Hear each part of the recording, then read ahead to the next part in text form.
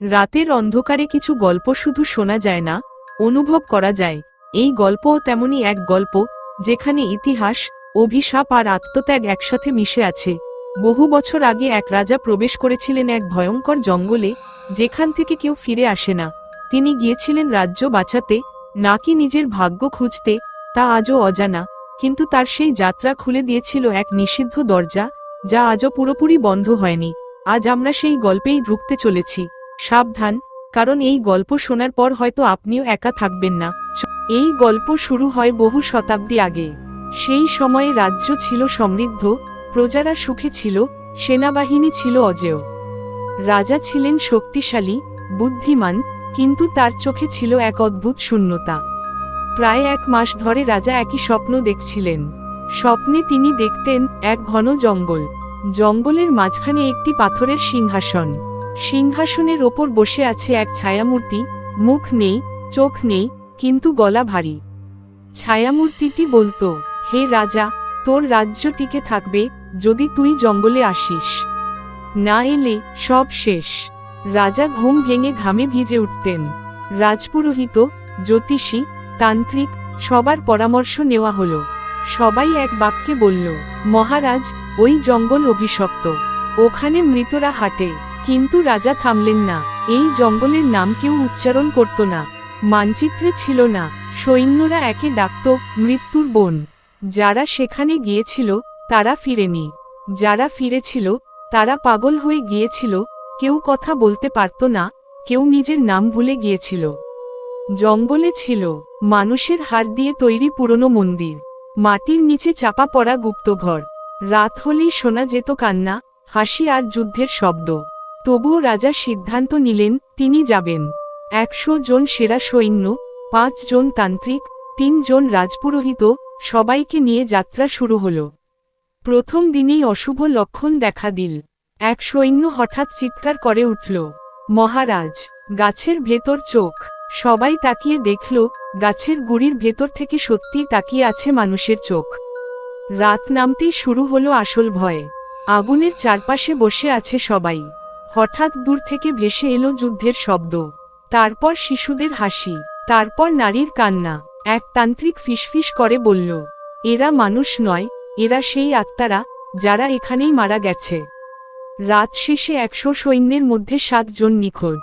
দ্বিতীয় দিনে দেখা গেল এক পুরনো যুদ্ধক্ষেত্র। মাটির ওপর ছড়িয়ে আছে মরচে ধরা তলোয়ার, খুলি, ভাঙা ঢাল। হঠাৎ বাতাস ঠান্ডা হয়ে গেল। মাটির ভেতর থেকে উঠে এলো ছায়ামূর্তি। একটা নয়, অনেকগুলো। তারা কথা বলল একসাথে, ফিরে যাও রাজা, এই জঙ্গল তোমার নয়। এক সৈন্য পালাতে গিয়ে আগুনে পুড়ে ছাই হয়ে গেল, কিন্তু আগুন ছিল না। রাজা প্রথমবার ভয় পেলেন। জঙ্গলের মাঝখানে পাওয়া গেল এক প্রাচীন শিলালিপি।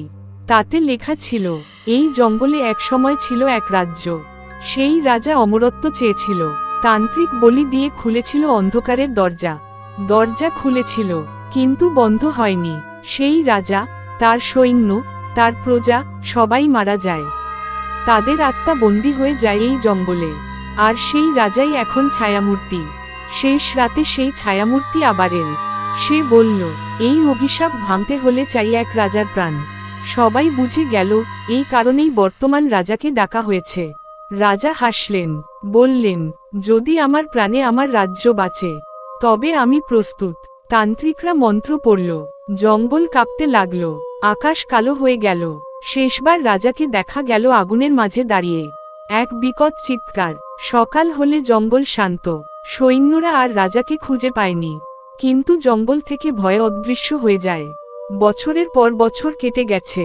আজও সেই জঙ্গলে গেলে লোকে বলে, রাত হলে এক রাজাকে দেখা যায়, সাদা পোশাকে, পাহারা দিতে। তিনি আর অভিশপ্ত নন, তিনি এখন রক্ষক আত্মা। মহারাজার আত্মত্যাগের পর জঙ্গল শান্ত হয়েছিল, এই কথাই ইতিহাস বলে। কিন্তু ইতিহাস সব সত্য বলে না, কারণ শান্ত জঙ্গল মানেই নিরাপদ জঙ্গল নয়। এই 20 বছরে অনেক কিছু বদলে গেছে। রাজ্য আরও বড় হয়েছে, নতুন রাজা এসেছে। কিন্তু পুরনো প্রাসাদের গোপন কক্ষগুলোতে এখনও একটি নির্দেশ লেখা আছে, নিষিদ্ধ জঙ্গলের দিকে কেউ যাবে না, বিশেষ করে অমাবস্যার রাতে। কিন্তু মানুষ ভুলে যায়, আর ভুল থেকেই জন্ম নেয় অভিশাপ। এক অমাবস্যার রাতে রাজপ্রাসাদের প্রহরীরা অদ্ভুত এক শব্দ শুনতে পেল। ঘং ঘং ঘং। এটা যুদ্ধের ঢোল নয়, এটা যেন বুকের ভেতর বাজে এমন শব্দ। এক বৃদ্ধ প্রহরী ফিসফিস করে বলল, এটা শুরু হয়ে গেছে। সেই রাতেই নতুন রাজা, যুবক, সাহসী কিন্তু অহংকারী, এক স্বপ্ন দেখল। স্বপ্নে সে দেখল এক সাদা পোশাকের মানুষ পিঠ ফিরে দাঁড়িয়ে আছে। চারপাশে শুধু কুয়াশা। লোকটি ধীরে ঘুরে তাকালো। মুখটা স্পষ্ট নয়, কিন্তু চোখ দুটো জ্বলছে। সে বলল, আমার বলিদান অসম্পূর্ণ। রাজা ঘুম ভেঙে উঠে চিৎকার করে উঠল। পরদিন রাজা ডাকালেন রাজপুরোহিতদের। পুরনো দলিল খুলে দেখা হলো। সেখানেই লেখা ছিল ভয়ঙ্কর সত্য। মহারাজা নিজের প্রাণ দিয়েছিলেন ঠিকই, কিন্তু অভিশাপ পুরোপুরি ভাঙেনি। কারণ অভিশাপ ভাঙতে দরকার ছিল রাজার রক্ত আর উত্তরাধিকারীর রক্ত, দুজনের। কিন্তু সেই সময় উত্তরাধিকারী ছিল না। অভিশাপ ঘুমিয়েছিল, এখন জেগে উঠছে। নতুন রাজা সিদ্ধান্ত নিলেন, তিনি নিজেই জঙ্গলে যাবেন। এইবার সৈন্য কম, কিন্তু সাথে আছে এক অদ্ভুত ব্যক্তি। এক কালো পোশাকের তান্ত্রিক, যার চোখে কোনো প্রতিফলন নেই। তান্ত্রিক বলল, মহারাজ, এই জঙ্গল এবার আপনাকে ছাড়বে না। জঙ্গলে ঢুকতেই বাতাস থেমে গেল, পাখিরা উড়ে গেল, আর মাটির ভেতর থেকে ভেসে এলো চাপা হাসি। গভীর রাতে তারা সেই পুরনো স্থানে পৌঁছালো, যেখানে একসময় মহারাজা আত্মবলিদান দিয়েছিলেন। হঠাৎ কুয়াশার ভেতর থেকে দেখা দিল সেই পরিচিত অবয়ব। সাদা পোশাক, রক্তমাখা পা, জ্বলন্ত চোখ। নতুন রাজা হাঁটু গেড়ে বসে পড়ল। বলল, আপনি কি আমাদের রক্ষা করবেন? ছায়ামূর্তিটি ধীরে বলল, আমি রক্ষক ছিলাম, কিন্তু তোমরা আমায় পাহারায় রেখেছ এত বছর। একাকিত্ব আমায় বদলে দিয়েছে। তার কণ্ঠে এবার ছিল ক্ষুধা। তান্ত্রিক হঠাৎ মন্ত্র পড়া শুরু করল। মাটির নিচে ফেটে বেরিয়ে এলো এক দরজা, কালো, জীবন্ত দরজা। দরজার ওপারে শোনা যাচ্ছে হাজার হাজার কণ্ঠের চিৎকার। তান্ত্রিক চেঁচিয়ে উঠল, এক রাজা গেছে, আরেক রাজা যাবে। সে আসলে বিশ্বাসঘাতক ছিল। সে চাইছিল দরজা পুরো খুলতে। নতুন রাজা বুঝে গেল, এইবারও চাই আত্মত্যাগ।